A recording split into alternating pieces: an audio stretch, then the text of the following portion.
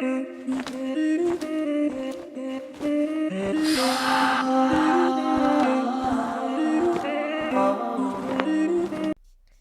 दफ़ा का जिक्र है कि एक जगह पर एक कौवा और कबूतर रहा करते थे, जो कि बहुत पक्के दोस्त थे। वो एक दूसरे के बहुत काम आते थे।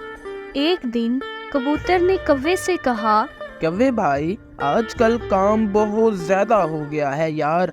आप देखो ना, मुझे 1 मील दूर काम के सिलसिले में जाना पड़ रहा है। बस तुम मेरा एक काम कर देना यार। जी जी जनाब, बताइए मैं आपका कौन सा काम कर सकता हूँ। यार मैं तो आज बहुत दूर जा रहा हूँ, तकरीबन 4-5 दिन लग जाएंगे मुझे वापस आते हुए। तो मेरे पास जो एक कीमती सामान है, मैंने वो एक ऐसी थैली में रखा है जो कोई भी नहीं खोल सकता, सिर्फ उसे मैं ही खोल सकता हूँ। मैं चाहता हूँ कि वो तुम अपने पास रख लो। मुझे तुम पर पूरा भरोसा है मेरे यार, इसलिए मैं तुम्हें वो थैली देकर जा रहा हूँ। वापस आते ही मैं तुमसे वापस ले लूँगा। कोई बात नहीं जनाब, हम आपके हर काम के लिए हाजिर हैं। आप थैली दे दें मुझे, मैं उसे संभाल के रख लेता हूँ। वापस आते ही आप मुझसे वापस ले लीजिएगा। फिर कबूतर कौवे को अपनी थैली देकर वहाँ से अपना काम करने चला जाता है। अरे असली मजा तो अब आएगा थैली के साथ। फिर काफी दिन गुजर जाने के बाद कबूतर वापस आ जाता है। कव्वे भाई, क्या हाल चाल है? तबीयत तो ठीक है ना? आज बहुत खूबसूरत लग रहे हो। जी जी, क्यों नहीं, मुल्तानी मिट्टी जो लगाता हूँ। अरे यार, मेरी वो थैली तो वापस कर दो, मुझे जरा थोड़ी सी सामान की जरूरत पड़ गई थी। क्यों नहीं जनाब, ये थैली आप ही की है, जब मर्जी दिल चाहे ले जाइएगा। ये ले अपनी थैली। कौवा कबूतर को थैली दे देता है। कव्वे भाई, ये क्या? ये तो थैली बिल्कुल खाली है। मैंने तो आपको भरी हुई दी थी यार, ये क्या है? नहीं कबूतर भाई, जैसे आपने मुझे ये थैली दी थी, बिल्कुल वैसे ही मैंने आपको ये थैली वापस कर दी है। मैंने इसमें कोई भी हेरा फेरी नहीं की यार। वैसे भी आपके सिवा ये थैली कोई खोल तो सकता नहीं। नहीं यार, मैंने तो तुम्हें अपना असली दोस्त माना था। तुमने जरूर हेरा फेरी की है और मुझे धोखा दिया है। मैं अभी बादशाह सलामत के पास जाता हूँ। फिर कबूतर बादशाह के पास अपनी शिकायत लेकर पहुँच जाता है। जी कबूतर भाई, कैसे आना हुआ आज हमारे दरबार में? बादशाह सलामत, मेरे साथ धोखा हुआ है कि मैं ये थैली अपने दोस्त कव्वे के पास अमानत के तौर पर रखवा कर गया था। हालांकि इस थैली को कोई भी मेरे सिवा खोल नहीं सकता, लेकिन फिर भी पता नहीं कैसे उसने इसे खोलकर सारा सामान इसमें से मेरा निकाल लिया है। बादशाह सलामत, मेरी सारी जिंदगी की जमा पूंजी इसमें थी और अब मैं इंसाफ चाहता हूँ। यार बिल्कुल, ये तो खाली है। सिपाहियों, जाओ और कव्वे को अपने साथ लेकर आओ मेरे पास।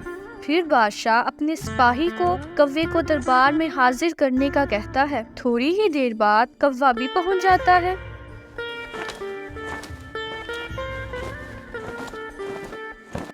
जी बादशाह सलामत, आपने बुलाया है मुझे?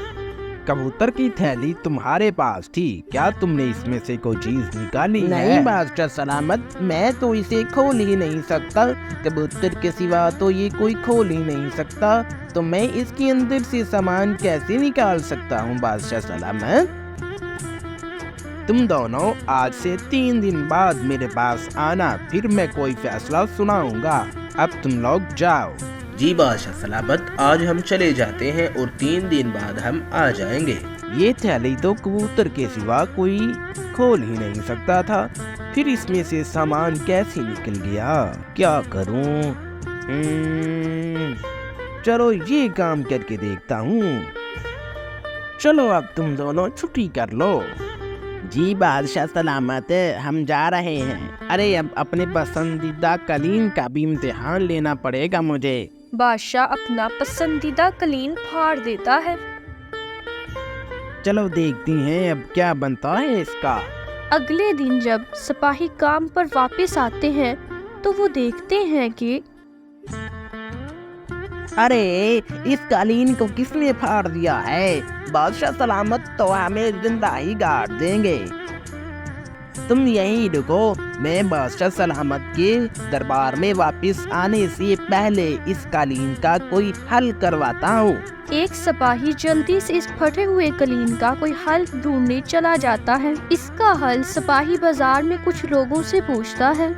क्या तुम लोग मुझे ये बता सकते हो कि अगर एक कालीन फट जाए और उसे सिलाई करवाना हो, लेकिन किसी को पता ना चले कि ये सिलाई हुआ है या नहीं, क्या ऐसा कोई शख्स कर सकता है? हाँ बिल्कुल है, आप यहाँ से थोड़ी दूर जाएंगे तो आपको वो मोची मिल जाएगा। आपका शुक्रिया। फिर सिपाही इन लोगों के बताए हुए पते पर उसी मोची के पास पहुँच जाता है।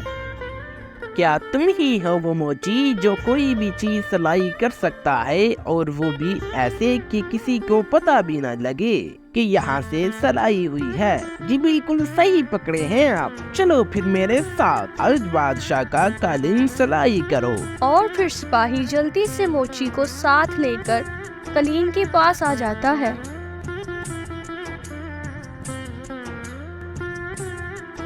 यही है वो कालीन जिसको तुम्हें सिलाई करना है। अरे ये तो मेरे बाएं हाथ का खेल है। मोची तो अपना काम अच्छे से खत्म करके चला जाता है। बाद में बादशाह सलामत सैर से वापस आ जाते हैं और पूछते हैं। सिपाही जी महाराज, मैंने रात को अपना कालीन खुद ही थोड़ा सा फाड़ दिया था। बगैर कोई बहाना लगाए जाओ और इस शख्स को मेरे सामने हाजिर करो जिसने ये ठीक किया है। जी महाराज, मैं अभी बुला कर लाता हूँ। फिर सिपाही उस मोची को बादशाह के पास लाता है। मोची, अगर तुम्हें अपनी जान प्यारी है तो मुझे ये बात बताओ कि क्या तुमने इस थैली को इस तरह सिलाई किया है कि किसी को पता न चले कि ये सिलाई शुदा है? जी जी बादशाह सलामत, ये मैंने ही सिलाई किया है और मुझसे कव्वे ने सिलाई करवाया था। अब तुम जा सकते हो। 3 दिन गुजरते ही कौवा और कबूतर फिर से बादशाह के पास आते हैं। कव्वे, मुझे पता चल चुका है कि तुमने ही इस थैली में से सामान निकाला था और एक बहुत ही महारत वाले मोची से तुमने इसे सिलाई भी करवा चुके हो। तुमने इसे सिलाई करवाया है, अब अपना गुनाह कबूल करो तो सजा कम मिलेगी। नहीं बादशाह सलामत, मैं चीजें वापस कर देता हूँ, मुझे माफ कर दो मेरे यार। नहीं, तुमने तो अपने दोस्त को धोखा दिया है और दोस्ती में धोखा देने वालों को हम बहुत सख्त सजा देते हैं। तुम्हें माफी बिल्कुल भी नहीं मिलेगी। कबूतर, अब तुम जा सकते हो। शुक्रिया बादशाह सलामत, मेरी इसमें सारी जिंदगी की जमा पूंजी थी। आपने मुझे इंसाफ दिलाया है, आपका मेरे ऊपर बहुत बड़ा एहसान है। शुक्रिया। फिर कबूतर खुशी खुशी वापस अपने घर चला जाता है और कौवा अपनी गलती की सजा भुगतता है। तो बच्चों, इस कहानी से हमें ये सबक मिलता है कि हमें किसी को भी धोखा नहीं देना चाहिए और अक्लमंदी बेहतरीन हिकमत अमली है। अगर आपको हमारी ये वीडियो अच्छी लगे तो चैनल को सब्सक्राइब करें। चैनल को सब्सक्राइब करने का दिल से शुक्रिया।